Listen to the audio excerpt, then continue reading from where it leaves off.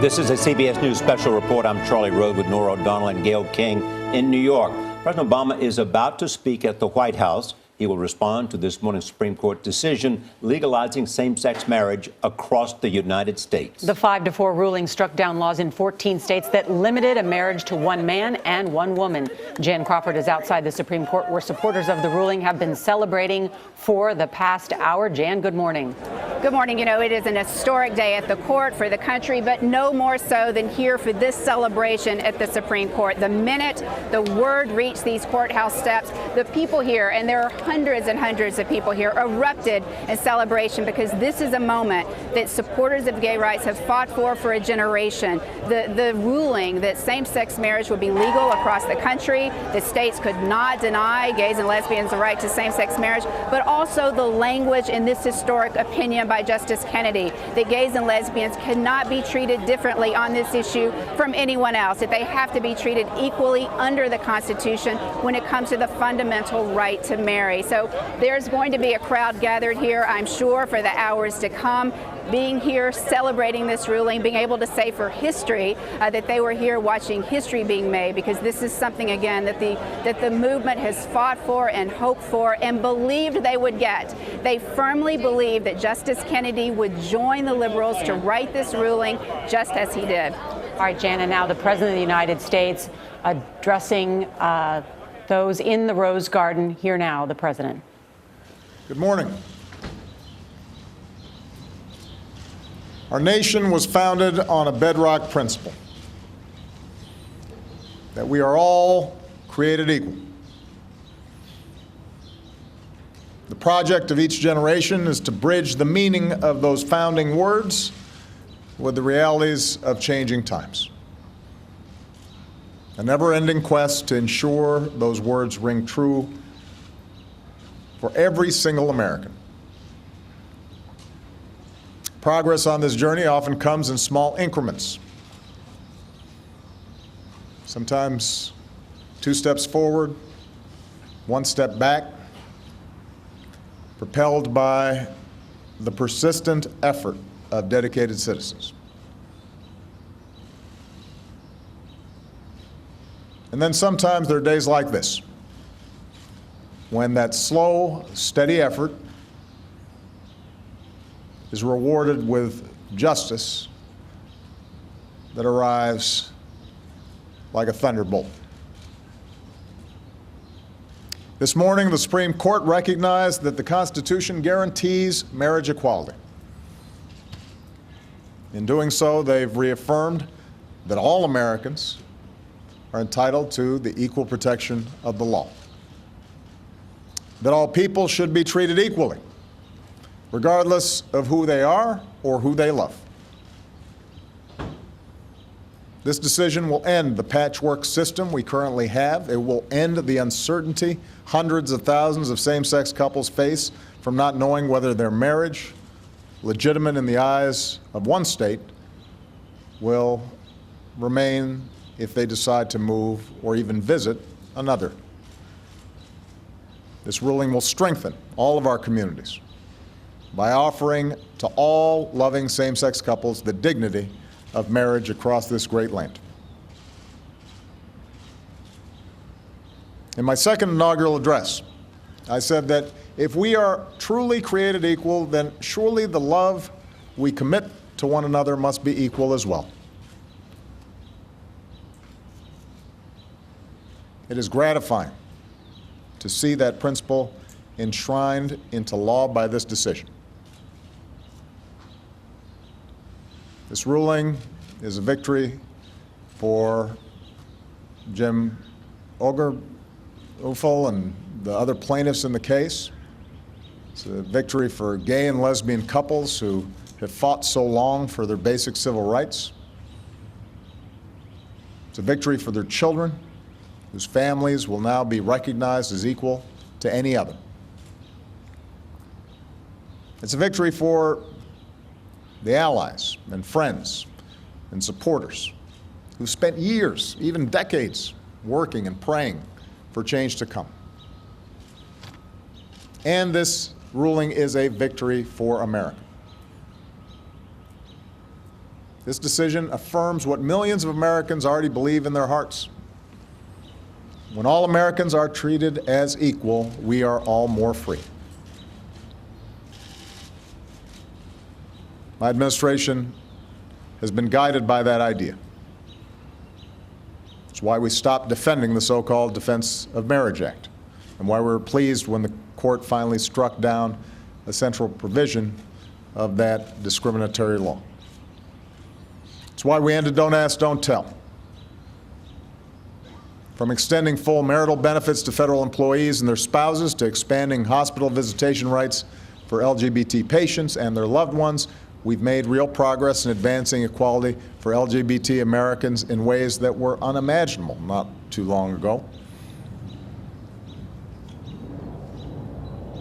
I know change for many of our LGBT brothers and sisters must have seemed so slow for so long. But compared to so many other issues, America's shift has been so quick.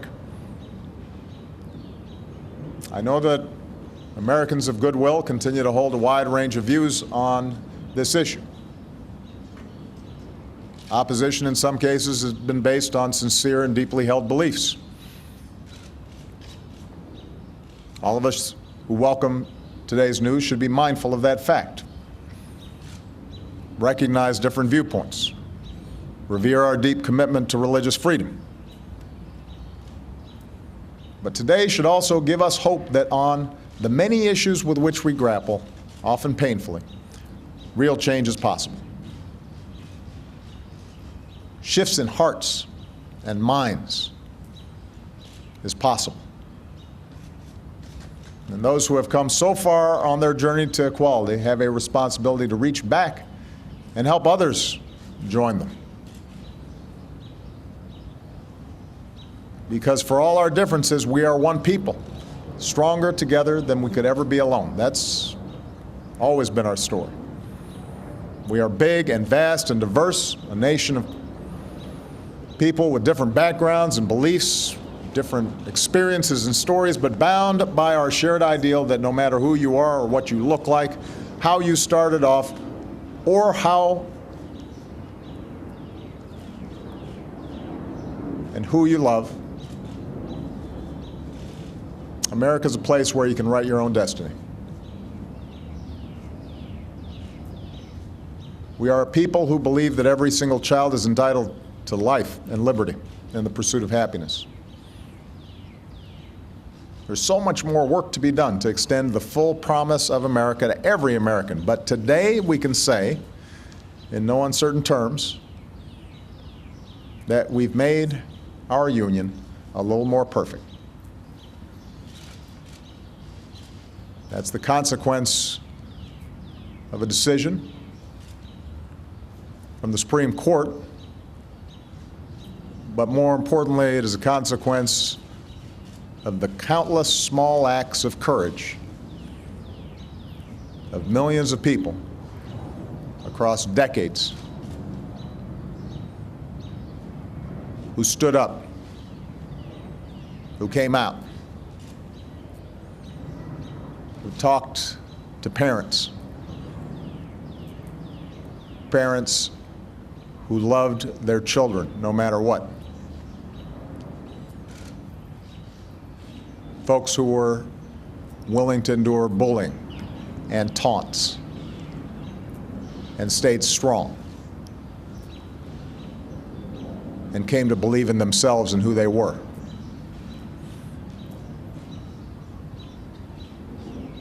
And slowly made an entire country realize that love is love.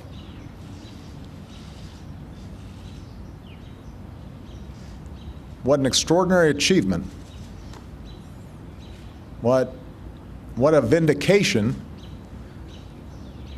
of the belief that ordinary people can do extraordinary things. What a reminder of what Bobby Kennedy once said about how small actions can be like pebbles being thrown into a still lake, and ripples of hope cascade outwards and change the world.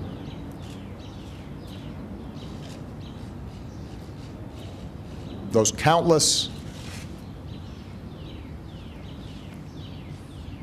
often anonymous heroes, they deserve our thanks. They should be very proud. America should be very proud. Thank you. The President of the United States eloquently reminding us, speaking from the heart, that this has been a long struggle, but the struggle comes like a thunderbolt on a day that makes all the sacrifice worthwhile. He said sometimes you take 2 steps forward and 1 step back, but America is a place you can write your own destiny. Today, we say in no uncertain terms, we have made our union a little more perfect today. Yes, that all people are treated equally regardless of who they are and who they love. Clearly a historic day, and imagine, I think as the president ended, how this will affect people's personal lives, their deepest desires and hopes, and how they feel about their loved ones. And that's a really important change today. No, and hashtag Love Wins is the #1 hashtag on Twitter right now. And as the President said, go ahead. Yeah, the president saying a lot, and Jan Crawford is there as we're looking at these pictures of everyone celebrating outside of the Supreme Court. That's where Jan Crawford has been all morning and is now speaking with one of the plaintiffs who is one of the heroes that the president just mentioned. Jan? Yes, I mean, we're here joined by Jim Obergefell. He is the man who fought this battle all the way to the Supreme Court to have your marriage recognized in the state of Ohio in the courtroom today. Yes. So what was it like when you heard that? And what did the president say? The president just called to say, thank you for your fight. Thank you for everything you've done for the country. We've taken a great step forward today, and it's due to people like you. And the courtroom was just, when my name was read, when our case number was read, I just jumped up in my seat a little bit and immediately started crying. You started crying. I did. Just when you heard Justice Kennedy's words from the opinion. Yes. What did that mean to you? What did that feel like to you?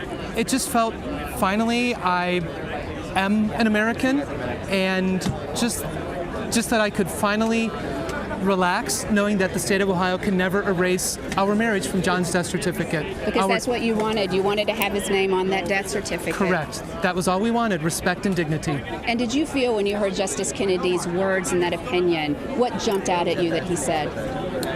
Right now, It's a blur? It is a blur. Everything from that moment is a blur. What about the vice president? What did he say? Do you remember that? He called me his hero. His hero. That's what I remember. Yes. And, the president, when he spoke to you, said he had also words, it shows your case, when you've gone through this case, when you're in that courtroom hearing Justice Kennedy, were you thinking of your partner? Oh, absolutely. I was thinking of John the entire time. I was playing with our wedding rings that are fused together in my hand, and just thinking about him the entire time. All right. So this has been a historic day for you and millions of Americans across the country. We appreciate your being with us. Thank you. Thank you, Jan. Thank you. Thank you, Jim. Our coverage will continue throughout the day on the CBS station and on our 24-hour digital network, CBSN. Watch it at cbsnews.com/live. Many of you will now return to CBS This Morning. This has been a CBS News Special Report. I'm Charlie Rose with Norah O'Donnell, CBS News, and Gayle King, CBS News, New York. For news 24 hours a day, go to cbsnews.com.